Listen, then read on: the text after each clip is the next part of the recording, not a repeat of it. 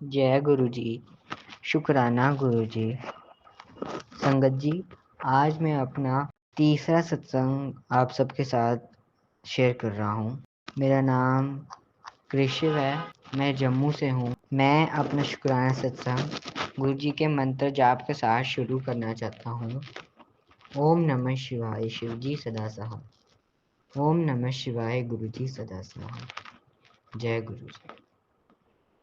संगत जी, आज ये सत्संग मेरा शुक्राना तो है ही, साथ ही साथ एक मैसेज है। आप सब संगत, अब कितनी संगत इन मैसेज पे विश्वास करेगी और किस संगत इस मैसेज को एक भ्रम मानकर, एक झूठ मानकर या फिर कॉन्सिडेंस मानकर इग्नोर कर देगी।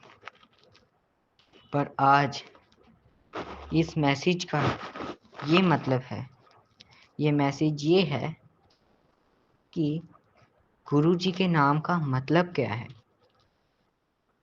हम गुरु जी के बारे में तो कोई नहीं जान सकते। कौन जाने गुण तेरे, कछु न जाने अब गुण मेरे, मेरे साहिबा। हम गुरु जी के गुणों की गिनती नहीं कर सकते। पर हाँ, अगर गुरु जी का नाम गुरु जी है तो गुरु जी शब्द का क्या मतलब है। हमारी सोच,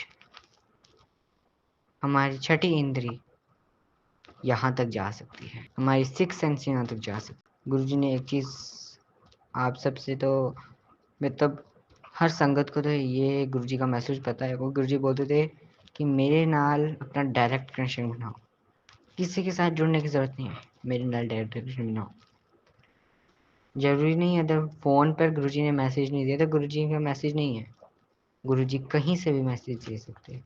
कहीं कहीं संगत को तो गुरु जी सपने में आके मैसेज देते थे और कईयों को तो स्वयं प्रकट होकर गुरु जी मैसेज देते थे। गुरु जी एक दृष्टि डालेंगे, एक दृष्टि डालेंगे, बस एक दृष्टि डालते ही वो हमारे सारे काम कर सकते हैं और सारे काम बिगाड़ भी सकते हैं। उन्हें किसी हथियार की जरूरत नहीं है। वो इतने शक्तिशाली है कि वो बस एक दृष्टि में पूरी दुनिया का नाश कर सकते हैं और पूरी दुनिया का निर्माण भी कर सकते हैं। अभी हाल ही में ही मैंने गुरु जी का एक सत्संग सुना था। एक अंकल बता रहे थे, मैंने तो गुरु जी को बचपन से महापुरुष के रूप में समझा। मेरे को नहीं पता था कि गुरु जी महापुरुष नहीं बल्कि महापुरुष के रूप में। महापुरुष है गुरु जी, गुरु है गुरु जी। गुरु जी के वचनों में भी लिखा है, महापुरुष में सबसे उच्च स्थान गुरु का होता है। इसका मतलब गुरु महापुरुष के ग्रुप में ही आते। गुरु जी महापुरुष है, पर महापुरुष के रूप में स्वयं महाशिव है।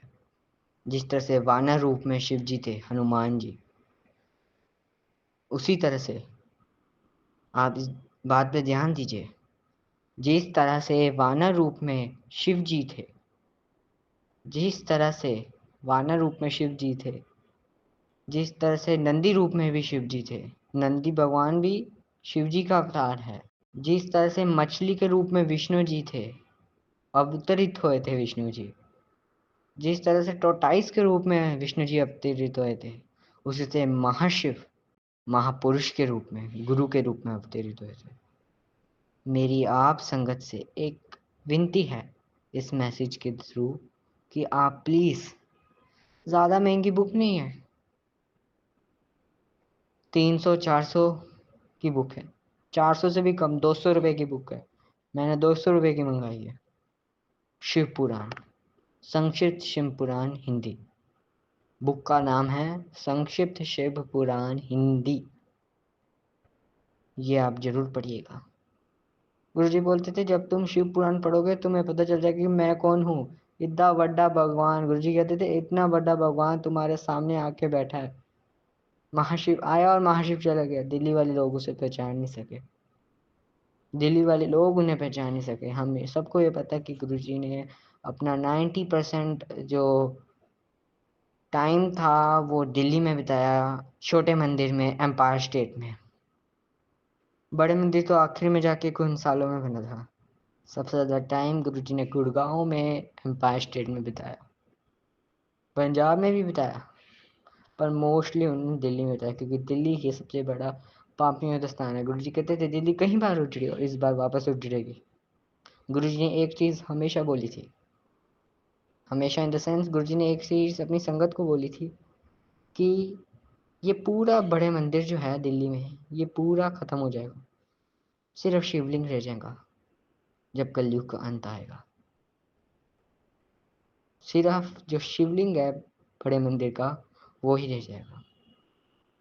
अभी हाल ही में ही एक 2-3 साल की बात है, एक अंकल की वाइफ थी, नरेंद्र अंकल की वाइफ को वो अपना सत्संग सुना रहे थे। उनकी वाइफ को सपना आया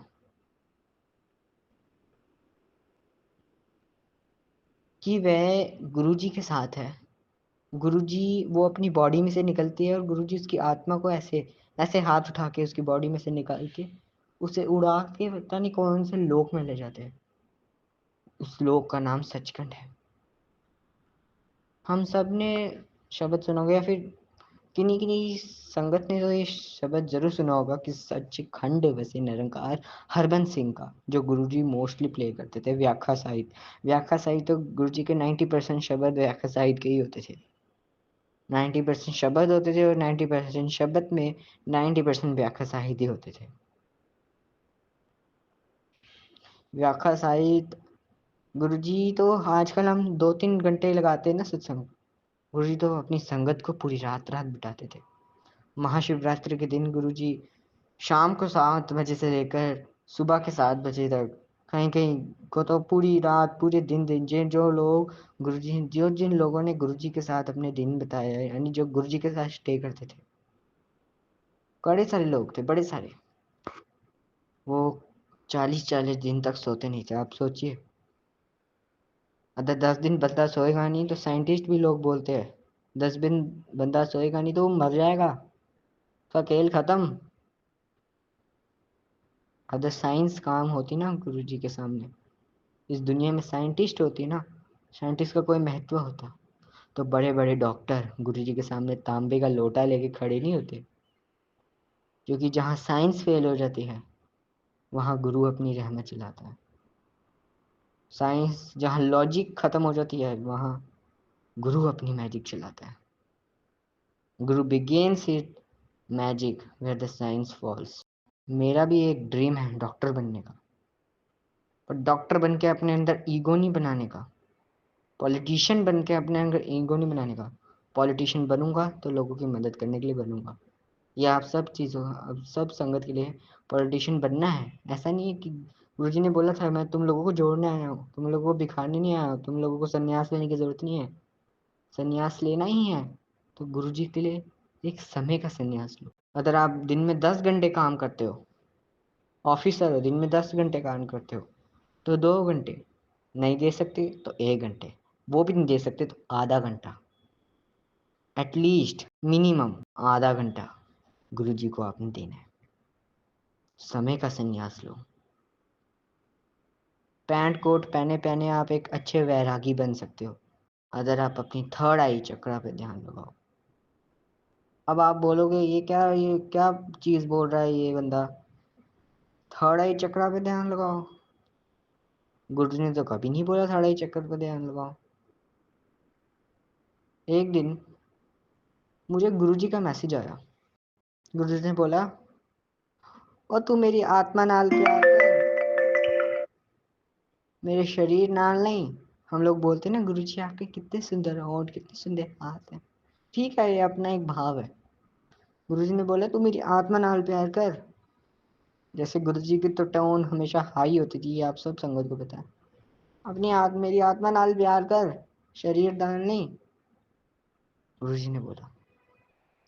मैंने सोचा गुरुजी, मैंने मन में सोचा आपकी आत्मा मतलब व्हाट, मेरी आत्मा नाल प्यार करो। गुरुजी की आत्मा, हम भगवान की आत्मा से कैसे प्यार कर सकते हैं? आत्मा का तो कोई फॉर्म नहीं होता, तो फिर हम कैसे प्यार करें? मेरे मन में कई सारे डाउट एक साथ आ गए। पहले मेरे को लगता था कि गुरुजी महापुरुष है, उसके बाद मेरे को लगने लगा शिव जी है, शिव अंकल के सत्संग सुनने के बाद। फिर मेरे को बाद में जब मैंने शिव पुराण पढ़ी, मेरे दुनिया की, मेरे मन की, मेरे गुरुजी को लेकर सारी कंफ्यूजन उड़ गई। शिव पुराण में साफ साफ एक श्लोक में लिखा है, जो शिव जी है, महाशिव की बात नहीं हो रही, जो शिव जी है, महाशिव ने अपना रूप और अपना नाम अपने एक शिष्य को दिया था। यानी शिव जी जो आजकल हम देखते हैं त्रिशूलधारी, उनको गुरुजी ने अपना नाम दिया। शिव पुराण में लिखा है। अब आपको मेरे पे विश्वास नहीं होगा, पर आपको शिव पुराण पे तो विश्वास है ना, जो गुरु जी ने स्वयं बोला है पढ़ने को। जब गुरु के वचनों पे तो आपको विश्वास है ना। आप बोलोगे तो ऐसे ही बका जा रहा है, इसको बोलने दो, पर गुरु के वचनों पे तो विश्वास है ना आपको। जब गुरुजी ने बोला है कि शिव पुराण पढ़ो, और शिव पुराण में स्वयं स्वयं लिखा है, गुरुजी ने बोला था जब तुम शिव पुराण पढ़ोगे तब तुम लोगों को पता चलेगा कि मैं कौन हूँ। अब गुरुजी ने डायरेक्ट तो कभी बताया नहीं कि मैं महाशिव हूँ। गुरुजी ने बोला जब तुम पढ़ोगे, जब मेरी रजा होगी, जब मेरी कृपा होगी, तब तुम्हें जानने को मिलेगा कि मैं कौन हूँ। तब तुम्हें मिलेगा तुम कितने बड़े लोगों, तुम कितने बड़े भगवानों के देवाधिदेव के साथ बैठे थे, महादेव के साथ बैठे थे। महादेव आया, महादेव चला गया, महाशिव आया, महाशिव चला गया, तुम लोगों को पता नहीं चला। गुरु जी कहते थे मैं अपनी रजा से आता हूँ, अपनी रजा से जाता हूँ, मैं किसी के बंधन में बंधा नहीं हूँ। तो शिव पुराण में जिस तरह से लिखा है कि जो शिव जी को महाशिव ने अपना रूप दिया, जैसे हम बोलते हैं आजकल, जो आजकल के हम जो टीवी सीरियल्स में शिव जी देखते हैं, वो शिव जी हम मोस्टली देखते ध्यान में देखते। एक पत्थर में शिव जी ने चौकड़ी में बैठे हैं और ध्यान दे कर रहे हैं। पार्वती माता है। गुरु जी ने एक बार महाशिवरात्रि में बोला था कि एक आंटी थी जो व्रत रख रही थी। ये भी मैंने सत्संग सुना था किसी आंटी के। वो आंटी व्रत रख रही थी। गुरुजी ने उससे बोला, ओ मेरे मुंडे की शादी है, लंगर नहीं खाएगी। गुरुजी की अपने हाई टोन में बोला, मेरी मुंडी की शादी में लंगर नहीं खाएगी। महाशिवरात्रि के दिन, जिस दिन शिव जी की बारात होती है, जिस दिन शिव जी की शादी हुई थी, गुरुजी ने उसके सामने बोल दिया, सभी संगत के सामने, और मेरी मुंडे की शादी है, लंगर नहीं खाएगी।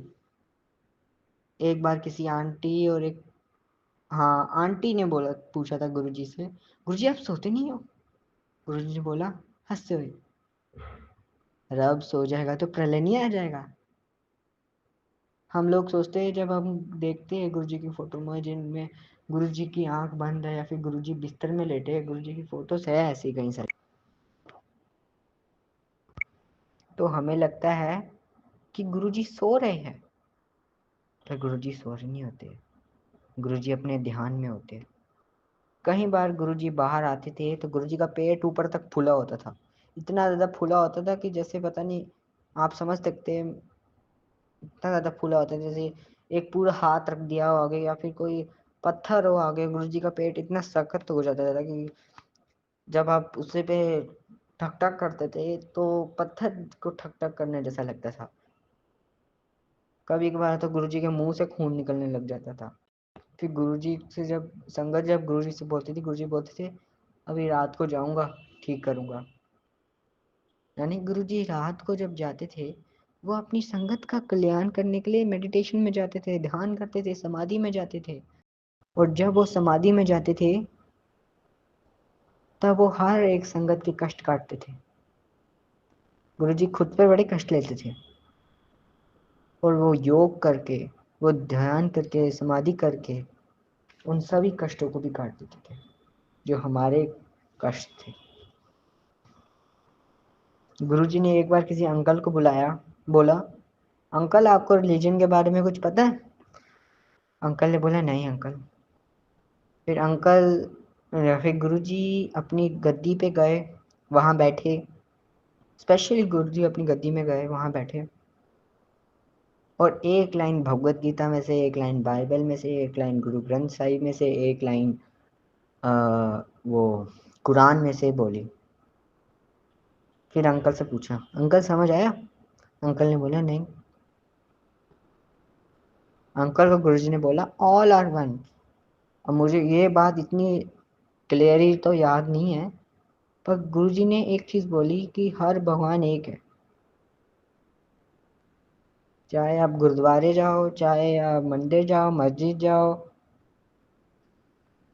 या चर्च जाओ, मरने के बाद सबने एक ही जगह जाना है, और वो जगह है सबसे पहले जिन्होंने अच्छे कर्म किए होंगे, जो गुरु के मतलब जो मोक्ष के लायक होंगे, वो तो सीधा उनकी टिकट बुक होगी ऑनलाइन ही। जिन्होंने टिकट बुक करके रखी होगी ना, उन्हें भगदीड़ में फंसना नहीं होगा। जो ऑनलाइन बुक करके रखते टिकट, उन्हें क्या, उसमें कोई भगदड़ नहीं करनी है, वो सीधा जाएंगे अपने रौफ में, जाएंगे अपने रौफ से आएंगे, और जाएंगे सीधा ऊपर, सचखंड जाएंगे। गुरुजी हमेशा अपनी संगत से एक बात कहते थे, नीवा होके चलो, मेरे पास आते जीरो हो गया आया करो। कई संगत को जीरो का मतलब नहीं पता है, नीवे का तो पता है, पर जीरो का नहीं मतलब पता। जीरो का मतलब होता है जब हम अपने सुख दुख चिंता को भूल जाते हैं। ये भी लाइन जो गुरु जी ने जीरो बोला है ना, ये भी लाइन शिव पुराण में लिखी है। तब तो मैंने शिव पुराण पढ़ी नहीं थी जब गुरु जी ने बोला जीरो होके आया करो, पर ये लाइन जब मैंने पढ़ा तब मुझे पता चला, शिव पुराण में जब मैंने पढ़ा मुझे पता चला कि जीरो का मतलब क्या है, जो गुरु जी ने हमारे सामने बोला था। शिव पुराण में लिखा है जीरो का मतलब, जब इंसान के मन में सुख दुख, लाभ हानि, जय पराजय, यानी आप जीतोगे तो भी होके, हारोगे तो भी होके, आप खुश हो ठीक है, आपको कोई गालियां देके चला जाएगा, आपको कोई बोल के कुछ चला जाएगा, आप बोलोगे ठीक है। ऐसा नहीं है कि आप ठीक है ही करोगे, एक्सेप्ट नहीं करोगे। अगर आपकी गलती है तो आपने एक्सेप्ट भी करना है, पर अगर आपको कोई हर्ट कर रहा है तो आपने एक्सेप्ट नहीं करना। आपने कहीं बार देखा होगा कि कहीं महापुरुषों के सामने गुरुजी कई महापुरुषों को जब कोई लोग दुखी करते थे, जिनका कोई, जैसे साईं बाबा के साथ जब कोई अपमानित करते थे, जब कोई साईं बाबा को अपमानित करते थे, तो साईं बाबा कभी आपने देखा कि वो रोए? नहीं। जीसस को कभी आपने देखा? चलो जीसस के साथ तो अलग ही है, पर कभी आपने महापुरुषों को देखा कि किसी ने उन्हें थप्पड़ मार दिया और वो रोए?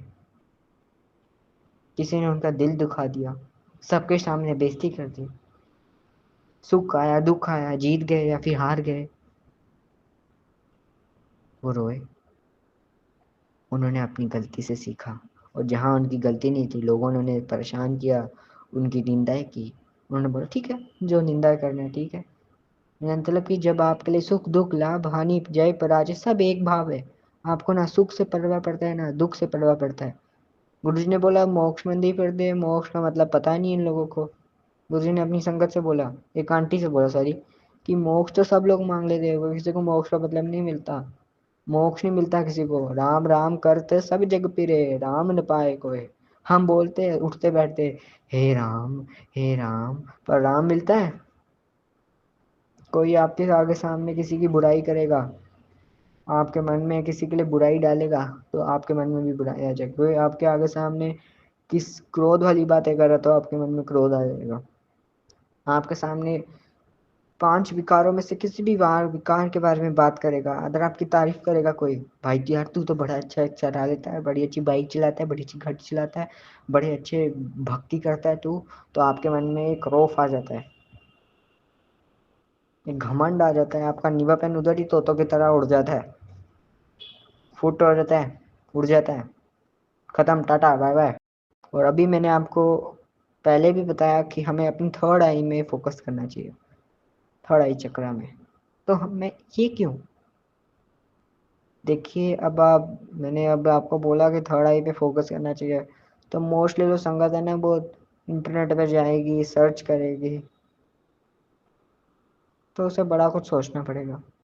पर एक बार बड़े मंदिर में जो शिव जी की मूर्ति बाहर है, 2 मूर्ति है, एक अंदर है एक बाहर है, जो बाहर वाली है जो जोगी वाले शिव जी की मूर्ति है, जो शिव महाशिव के भक्त वाले शिव जी की मूर्ति है। 2 शिव जी है, एक महाशिव वाले शिव जी, जैसे मैं आपको मैंने पिछले बताया, वहाँ शिव पुराण में लिखा है कि महाशिव ने अपना नाम दिया शिव को, अपने एक भगत को शिव नाम दिया है, एक महापुरुष को, भगत भी नहीं कह सकते। एक महापुरुष को अपना नाम दिया, क्या नाम दिया? शिव नाम दिया। अपने जैसे रूप दिया, जटाधारी रूप दिया। और इसीलिए कहते हैं महाशिव और शिव का रूप एक है, दोनों का नाम भी एक है। हम बोलते हैं ना ओम नमः शिवाय, ये शिव जी वाले नहीं है, जोगी वाले शिव जी नहीं है। ये शिव जी वो है जो सचखंड में रहते हैं। और शिव पुराण में स्वयं स्वयं लिखा है। आपको मेरी बातों पे नहीं विश्वास होगा, जब आप शिव पुराण पढ़ेंगे, जो गुरु जी ने पढ़ने को बोला है, कि गुरु जी बोलते हैं जब तुम पढ़ोगे तब तुम्हें पता चलेगा कि मैं कौन हूँ, इतना बड़ा भगवान मैं कौन हूँ। उसमें लिखा है कि शिव कैलाश, जो कैलाश पर्वत है वहां तो शिव जी जोगी वाले रहते हैं। वह शिव कैलाश के साइड में ही, मतलब जैसे हम बोलते हैं ना ध्रुव तारा से आगे जाके वैकुंठ आता है, उसी तरह से शिव कैलाश के बाएं या दाईं तरफ था, मेरे को इतना याद नहीं है। चैप्टर 2 में लिखा था कि बाईं या दाईं तरफ सदाशिव का घर है। वहां पे महाशिव को सदाशिव के रूप में बताया गया, महासदाशिव के रूप में बताया गया। जैसे हम महाशिव बोलते हैं ना, तो वहां पे सदाशिव लिखा है। तो गुरु जी को वो बाहर जो शिव जी की मूर्ति है उसमें नोटिस किया गया जो शिव जी की मूर्ति थी। जब मैंने भी इस चीज को फर्स्ट टाइम देखा, मेरे अंदर घुसपम्स आ गए, मैं डर गया। शिव जी जोगी वाले शिव जी का ये चीज देखकर, कि वो अपनी आंखें बड़ी बड़ी कर रहे हैं, ऊंची कर रहे हैं, और वो ऊपर देख रहे हैं, जैसे पता नहीं क्या जोग वोग कर रहे हैं, मेडिटेशन कर रहे हैं, ऊपर देख रहे हैं अपनी थर्ड आई वाली जगह। फिर मैंने थोड़ा सा कंफ्यूज हो गया मैं कि क्या हो रहा है इधर। डरावनी शक्ल, मैंने तो डरावनी शक्ल सोचा से, तो मुझे नहीं पता था कि शिव जी अपने थर्ड आई में फोकस कर रहे हैं। शिव अपनी थर्ड आई में फोकस कर रहे हैं। गुरु जी ने एक बार अपनी संगत से बोला कि जब मैं धरती में आने वाला, आप सबको मेरे पे विश्वास नहीं होगा पर गुरु जी के वचनों पे तो विश्वास होगा ना। आप जब नरेंद्र अंकल का सत्संग लिखेंगे ना, तब आपको पता चलेगा कि क्या क्या गुरु जी ने बोला। नरेंद्र अंकल के सत्संग जरूर सुनने चाहिए आपको। मैं सिर्फ नरेंद्र अंकल के नहीं, हर सत्संग आपके सामने जो भी आ जाता है आजकल, तो जो नई सत्संग के ग्रुप्स है ठीक है वो, पर वो गुरु जी के असली मीनिंग को भूल चुके हैं। वो नहीं जानते कि गुरु जी कौन है। गुरु जी यही सिर्फ रक्त मांस हड्डी शरीर के इंसान नहीं है। गुरु जी के वचनों में भी लिखा है, तुम मुझे रक्त मांस हड्डी शरीर का इंसान समझते हो, पर जहां मैं खड़ा हूं तुम सब मुझे चींटियों जैसे दिखते हो। वचनों में भी लिखा है। गुरु जी के वचनों वाली बुक है, वो तो 200 रुपए से भी कम मिलती है। उसमें लिखा है, पर जहां से मैं खड़ा हूँ, गुरु जी बोलते थे मैं एक लाइट हूँ, और जब मैं इस धरती पे आ रहा था तब सभी देवी देवताओं ने मेरे से प्रार्थना करते हुए बोला कि महाराज आज आप स्वयं जा रहे हो तो आप तो कल्याण करके आओगे। तो गुरु जी ने मुस्कुरा के बोला, सिर्फ 90% लोग तो यूज ही करेंगे, उनका तो घाटा ही होगा, पर जो सिर्फ 0.1% लोग होंगे ना, 99 में से 0.1% लोग, वो उन्हीं का फायदा होगा असलियत में। 99% लोग तो मुझे महापुरुष समझेंगे, पर 0.1% मेरा असली रूप जानते होंगे। 99.9% लोग मेरा को महापुरुष समझते होंगे, पर 0.1, हाँ ये बोला था गुरु जी ने कि पर 0.1 मेरा रूप जानते होंगे, कमा के जाएंगे, ये बोला था उन्होंने। अब मुझे इतना क्लियर याद तो नहीं है, मैंने बहुत पहले सुना था सत्संग में। तो गुरु जी ने बोला था कि 0.1% लोग कमा के जाएंगे। तो अब सोचिए कितने बड़े भगवान के सामने गुरु जी ने अपने बच्चे बोला है। सभी संगत के से नरेंद्र अंकल को बोला था, गुरु जी की ओल्ड संगत को, कि सभी देवी देवता मेरे सामने हाथ जोड़ के खड़े थे और मेरे को बोलते महाराज आज आप स्वयं जा रहे हैं। तो अब आप अंदाजा लगा सकते कि जो जिनको सभी देवी देवता पूछते, जो सभी देवताओं के मालिक है, जो निरंकार है, जिस तरह से गुरु नानक देव जी ने लिखा है, गुरु नानक देव जी भी उस निरंकार के भक्त है। अब निरंकार जो क्या है? निरंकार गुरु जी की आत्मा है। गुरु जी में अभी मैंने आपको पहले बोला था कि गुरु जी ने बोला कि मेरी आत्मा से प्यार करो। लाइट वो निरंकार, वो गुरु जी की आत्मा है। That is the soul of the mala. बस मेरी आपसे ये 3 4 विनती है कि ना आप गुरु जी से कुछ मांगो, उनका बस शुक्राना करो। उनसे अपनी गलतियों की माफ़ी मांगो और ये दो प्रार्थना करो। जो तुद पावे साई बलिकार तू सदा सलामत निरंकार। प्रार्थना में से इसका मतलब है कि जो तुम भावोगे, जो तुम भावोगे साई बलिकार, यानी जो भी तुम करोगे मैं उसमें बलिहार हूँ। तू सदा सलामत निरंकार, आपको सदा सलाम है मेरे निरंकार, मेरे प्रभु जी। गुरु नानक जी के शब्द है अपने मालिक को लेकर। गुरु नानक जी ने तो बोला है, जो तुद पावे साई बलिकार, भक्ति में जो तुद पावे साई बलिकार तू सदा सलामत निरंकार। सोचे तो जो जब गुरु नानक देव जी स्वयं निरंकार की पूजा कर सकते हो, निरंकार कौन है? गुरु जी ने बोला मैं हूँ निरंकार। गुरु जी ने बोला मेरी आत्मा से प्यार करो। बाइबल में लिखा है गॉड इज लाइट। लाइट कौन है? कौन सी कलर की लाइट? लाल लाइट, पीली लाइट। हम जो आसपास अपनी लाइट देखते हैं, ट्यूब लाइट, जिसमें से जो लाइट निकलती है और जो प्रकाश निकलता है, फोटोन जिसे बोलते हैं शायद से, वो रब है। आज भी आप यूट्यूब पे लिखोगे God is light, 10 God is light, आपके सामने 100 इंटरनेट पे वीडियोस आ जाएंगी। कोई सच नहीं बताएगा। पर इवन वेद पुराणों में भी लिखा है जगत क्या है। वेद पुराणों में भी लिखा है। मेरे बात पर विश्वास नहीं होगा आपको, पर वेद पुराण में लिखा है जगत क्या है, लाइट द्वारा बनाया गया एक ब्रह्म। जो हम अपने आसपास अंधेरा देखते हैं, रात के समय अंधेरे, दिन के समय रोशनी, ये सब लाइट द्वारा बनाया एक ब्रह्म है, प्रकाश द्वारा बनाया गया एक ब्रह्म। वेद पुराणों में लिखा है। मैंने भी ये बात भी मैंने किसी बंदे से सुनी थी जो वेद पुराण का बड़ा है ज्ञानी। तो अब जिस चीज़ को लेकर हम बोल रहे थे, जिस चीज़ को हम आपके सामने शेयर कर रहे थे, उस चीज़ पे वापस बैक आते हैं।